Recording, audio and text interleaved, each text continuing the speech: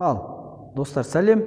Бүгін біз сіздермен біз тағы да бүгінгі жаттығу түрі бізде қалай оң жақтан алға қарай итеріп соғу деп аталады. Оны нокат деп атайды орыс тілінде. Біздер өзіміздің тілімізде оң жақтан соғу. Үстелдің үстінде шарды алға қарай итеріп бағыттау. Сендермен бірге Айназ және Лалагүл. Айназ бастап түсіндіріп жер, қалай болады? Аяқтың қозғалысын және қолдың қозғалысын. Қол қалай ұсталынады, аяқ, дене қалай тұру керек. Жақсы, бастайық. Үстелге жақындағанда аяқ иығынан кішкене алшақ болады. Сол аяқ кішкене алда. Кішкене алда, сол аяқ алға кішігірім отыру керек дейді Айназ аяққа. Және қолдың құрылысы қалай? Қолдың қозғалысы шарды соққанда қолды осылай 90 градус болды, Енді осы күйде шарт соққан кезде осылай болды дейді алдыңғы сабақта. Енді тап осы күйде жанға қарай бұру керек, Ракетка ашық тұру керек. Неге? Қайт жабылмайды, бірақ қолдың жалғасы, Қолдың жалғасы көрсетпеш, қалай қолдың жалғасы? Қолдың жалғасы, Енді ракетка неге ашық тұру керек? Себебі, егер біз ракетка ашық тұрсақ, Жауып тастасақ, шарды тимеуі мүмкінбіз, Ал қатты ашып жіберсек, онда жанға кетіп қалуы мүмкін.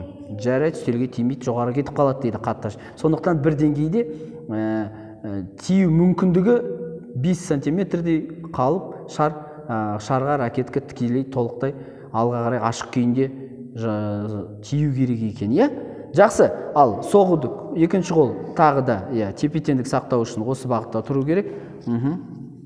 Түсіндік. Аяқ, сол аяқ сәл алда, көрдік. Және он аяқ міндетті түрде бүгілі күйде, қатты емес, бірақ сәл ғана. Солай ма? Ал бастап көрсетейік. Оң жақтан итеру, сарды итеріп жоғарға соғу. Төменнен жоғары болады, қозғалыс. Алға қарай. Шар келе жатыр, шарға қарсы шығамызды ашық ракетпен алға қарай итереміз, Міне, осылай болу керек. Қозғалыс оң аяқтан сол аяққа тепе-теңдік ауысу керек, Аяқтың қозғалысын көрсетіп жіберейік. Міне, және қолдың қозғалысы. Қол 90 градус, және соққан кезде де тоқта, бұл 90 градус. Міне, және мәндайға қарай барады, және алға қарай, Қалай болмау керек екен көрсетіп жерші қателіктерін осы жерде. Қателіктер қандай болады? Бұлай соғуға болмайды, және соққан кезде алға қарай, жанға қарай кетіп қалуға болмайды. Алға қарай.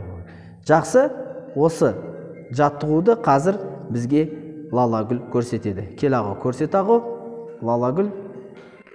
Сол аяқ алда, ыңғайлы тұрамыз және жасаймыз. Екінші қол қозғалысы. Соғып алға қозғаймыз. Алға қарай қозғаймыз, жанға емес. Қателік.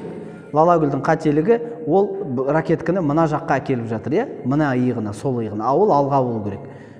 Соғып алға болу керек. Оның қателігі тағы да мына құлағына келіп жатыр, мына басына. Ракетка мәндайға болу керек. Міне, енді түзелді. Алға қарай. Алға қарай.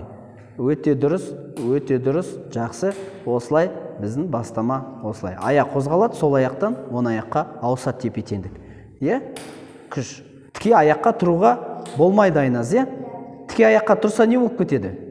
Егер тіке ойнатқанда аяққа кетсеңіз, тез шар келгенде орнына қайтып үлгермейді екенсіздер.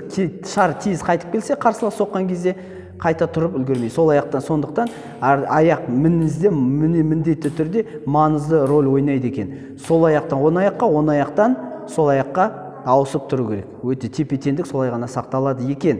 Жақсы, құрметті достар, бүгін оң жақтан соғуды біз сіздермен осымен аяқтаймыз. Сұрақтарыңыз болса жазыңыздар, лайк баса жүріңіздер бізге. Сонымен сау саламатта. Лалагүл жаттығып жатыр. Жақсы.